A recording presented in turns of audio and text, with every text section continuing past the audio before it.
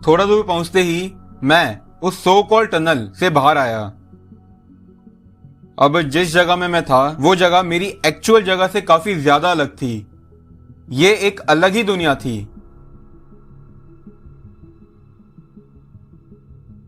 ये कहानी है मेरी। मुझे हमेशा से ही टाइम ट्रेवल जैसी चीजों में इंटरेस्ट है। मैं हमेशा विश करता कि काश मैं कभी टाइम ट्रेवल कर सकूं, बट कहीं ना कहीं एक फीलिंग भी थी कि नहीं, it's impossible. Time travel is impossible.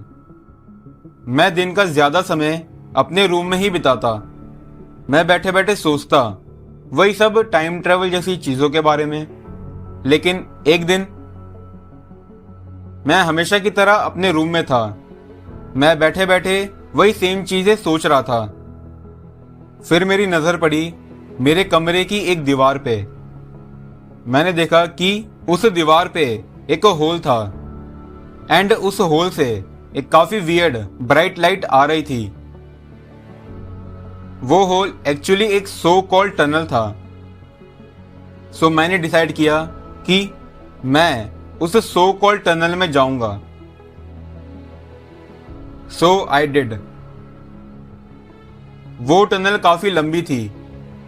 मैं उस सो कॉल्ड टनल में गया।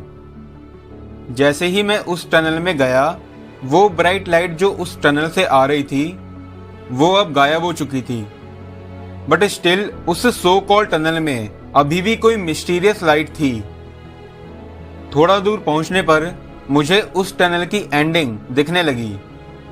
अब उस टनल की एंडिंग से मुझे लाइट दिख रही थी। थोड़ा दूर पहुंचते ही मैं उस सो कॉल्ड टनल से बाहर आया। अब जिस जगह में मैं था वो जगह मेरी एक्चुअल जगह से काफी ज्यादा अलग थी। ये एक अलग ही दुनिया थी। मैंने देखा कि मैं एक पार्क में हूँ, बट ये पार्क कोई ऑर्डिनरी पार्क नहीं था। ये पार्क बहुत अलग था, more like a high tech park. इस जगह मुझे काफी कम एक्चुअल ह्यूमन बींग्स दिख रहे थे। ये जगह रोबोट्स एंड आर्टिफिशियल इंटेलिजेंस से भरी हुई थी। देन मैंने डिसाइड किया कि मैं किसी से बात करूंगा, बट सडनली मैंने नोटिस किया कि जिस सो कॉल्ड टनल से मैं आया था वो अब गायब हो चुका था। देन आई रियलाइज कि मैं अब अपनी दुनिया में वापस कभी नहीं जा पाऊंगा। ये अब इम्पॉसिबल है। मुझे नहीं पता कि अब मैं क्या करूं। मैं अब यहाँ पे हमेशा के लिए फंस चुका हूं। जो मैंने डिसाइड किया था मैंने वो ही करा। मैंने इस दुनिया के लोगों से बात की। वो लोग मुझे काफ़ी वियर्डली देख रहे थे एंड मे बी ये सब मेरे ऑर्डिनरी कपड़ों की वजह से हो सकता है। देन उन लोगों से बात करने के बाद मुझे कुछ चीज़ें पता चल गई थी। नंबर 1, मैं अब फ्यूचर में हूँ, वो भी 1000 year in the future. Number 2, जिस सो कॉल्ड टनल से मैं आया था वो एक्चुअली एक वर्म होल था जिसने समहाउ मेरे टाइम को और इस दुनिया के टाइम को कनेक्ट कर दिया था। एंड नंबर 3, वापस जाना मेरे लिए अब इम्पॉसिबल है। मैं इस दुनिया में घूम ही रहा था कि तभी मेरी मुलाकात कुछ ग्रुप ऑफ पीपल से हुई।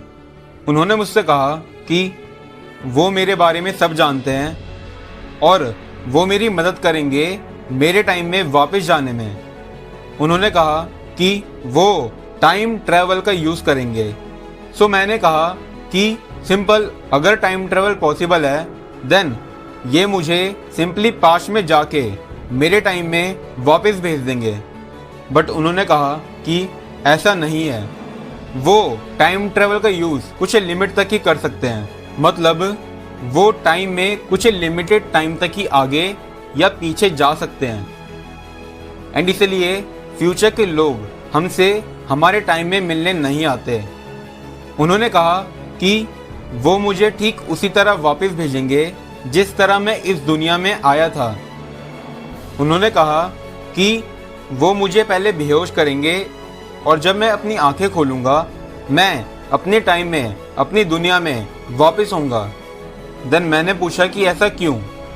उन्होंने जवाब दिया कि मैं फ्यूचर के बारे में जितना कम जानूं मेरे लिए उतना ही सही होगा, क्योंकि फ्यूचर के बारे में ज़्यादा जानने से मेरी खुद की टाइमलाइन भी अफेक्ट हो सकती है। सो मैंने उनकी बात मान ली।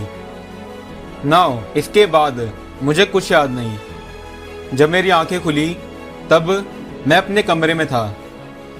नाउ मुझे कुछ समझ नहीं आ रहा था कि जो मेरे साथ अभी हुआ ये सब रियल था कि मेरा कोई सपना।